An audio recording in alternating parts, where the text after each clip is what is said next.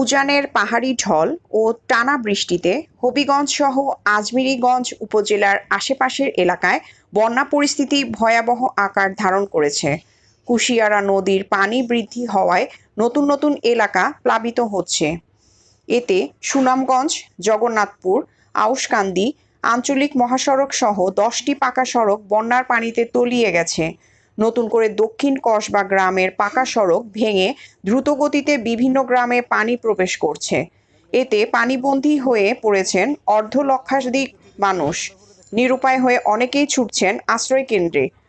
ইনাদগঞ্জ সরকারি প্রাথমিক বিদ্যালয় আশ্রয় কেন্দ্র ও দীঘলবাগ ইউনিয়নের বন্যা নিয়ন্ত্রণ বাঁধ পরিদর্শন করেছেন হবিগঞ্জ 1 আসনের সংসদ অ্যাডভোকেট আমাতুল কিবরিয়া চৌধুরী কেয়া ও জেলা প্রশাসক জিলুফা সুলতানা। এ সময় তারা বন্যা কবলিতদের মধ্যে 10 কেজি করে চাল বিতরণ করেন। পানি উন্নয়ন বোর্ড ও স্থানীয় সূত্র জানায়, কুশিয়ারা নদীর পানি গতকাল বৃহস্পতিবার সকাল থেকে দ্রুত বৃদ্ধি পায়। বৃহস্পতিবার বিকেল 3টার দিকে কুশিয়ারা নদীর পানি শেরপুর পয়েন্টে বিপদসীমার 18, মারকুলি পয়েন্টে 33 এবং আজমিরীগঞ্জে 67 সেন্টিমিটার ওপর দিয়ে প্রবাহিত হয়। গত কয়েকদিন ধরে উজানের পাহাড়ি ঢল ও টানা বৃষ্টিতে কুশিয়ারা নদীর পানি বৃদ্ধি পেয়ে কুশিয়ারা নদীর বন্যা নিয়ন্ত্রণ বাঁধ উপচে লোকালয়ে পানি প্রবেশ করতে থাকে। এতে ইনাজগঞ্জ ইউনিয়নের রাজনগর, উমরপুর, মোস্তফাপুর, দক্ষিণ গ্রাম, পাঠানহাটি, মনসুরপুর, দরবেশপুর, দিঘিরপাড়, নোয়াগাঁও, চণ্ডীপুর, প্রজাতপুর, লামলিপাড়, দীঘলবাগ ইউনিয়নের রাধাপুর, ফাদুল্লাহ, দুর্গাপুর, মথুরাপুর, হোসেনপুর, মাধবপুর, পশ্চিম মাধবপুর, গালিমপুর, আউশকান্দি ইউনিয়নের পাহাড়পুর, পারকুল, উমরপুর, দিঘর ব্রাহ্মণগ্রাম, বড় ভাইকৈর, পশ্চিম ইউনিয়নের সোনাপুর, চরগাঁও, বড় ভাকৈর, পূর্ব করগাঁও, কালিয়াভাঙা, দেবপাড়া ও কুরশী ইউনিয়নের বিভিন্ন গ্রাম বন্যার পানিতে প্লাবিত হয়েছে। সুনামগঞ্জ, জগন্নাথপুর, আউশকান্দি আঞ্চলিক মহাসড়ক সহ 10টি পাকা সড়ক বন্যার পানিতে তলিয়ে গেছে। এতে বন্ধ রয়েছে যান চলাচল। কুশিয়ারা নদী ঘেঁষা ইনাদগঞ্জ ও দীঘলবাগ ইউনিয়নের অধিকাংশ এলাকা বন্যার পানিতে তলিয়ে গেছে। অনেকের ঘরবাড়িতে প্রবেশ করেছে। ফলে মানবেতর অবস্থায় জীবনযাপন করছে সাধারণ মানুষ।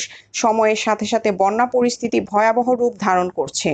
এমন অবস্থায় বন্যা কবলিতরা আশ্রয় কেন্দ্রে ছুটছে। 14টি আশ্রয় কেন্দ্রের মধ্যে 8টি আশ্রয় কেন্দ্রে প্রায় 300 পরিবার আশ্রয় নিয়েছে। এ পর্যন্ত 1.5 শতাধিক পরিবারের মধ্যে 10 কেজি করে চাল বিতরণ করেছে প্রশাসন। এদিকে দীঘলবাগ ইউনিয়নের দক্ষিণ কসবা গ্রামের পাকা সড়ক ভেঙে দ্রুতগতিতে বিভিন্ন গ্রামে পানি প্রবেশ করছে। এতে মানুষ আতঙ্কে উৎকণ্ঠায় জীবনযাপন করছে। বন্যার পানি বৃদ্ধি পাওয়ায় ঝুঁকিপূর্ণ অবস্থায় রয়েছে ইনাদগঞ্জ অবস্থিত শেভরন পরিচালিত এশিয়া মহাদেশের অন্যতম গ্যাস ক্ষেত্র বিবিয়ানা ও পার্কুলে অবস্থিত কুশিয়ারা নদী ঘেঁষা বিবিয়ানা 400 মেগাওয়াট বিদ্যুৎ উৎপাদন কেন্দ্র। বিবিয়ানা গ্যাস ও বিদ্যুৎ উৎপাদন কেন্দ্র হতে 4-5 ফুট নিচে বর্তমানে পানি রয়েছে। তবে দ্রুত হারে পানি বৃদ্ধি পাওয়ায় গ্যাস ক্ষেত্রে পানি প্রবেশের আশঙ্কা করছেন স্থানীয়রা।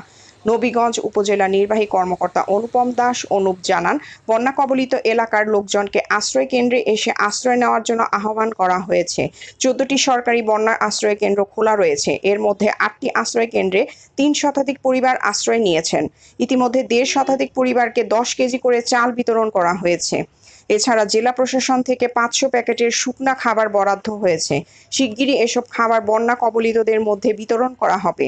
জেলা প্রশাসক জিলুফা সুলতানা বলেন, বন্যা কবলিত মানুষদের আশ্রয় কেন্দ্রে নেওয়া হচ্ছে। যারা আশ্রয় কেন্দ্রে আছেন তাদের সবাইকে পর্যায়ক্রমে খাদ্য সহায়তা প্রদান করা হবে। আমরা সময় মতো বন্যার্ত মানুষের পাশে আছি সব সময়। প্রিয়াঙ্কা মল্লিক, আলোকিত টিভি, ঢাকা।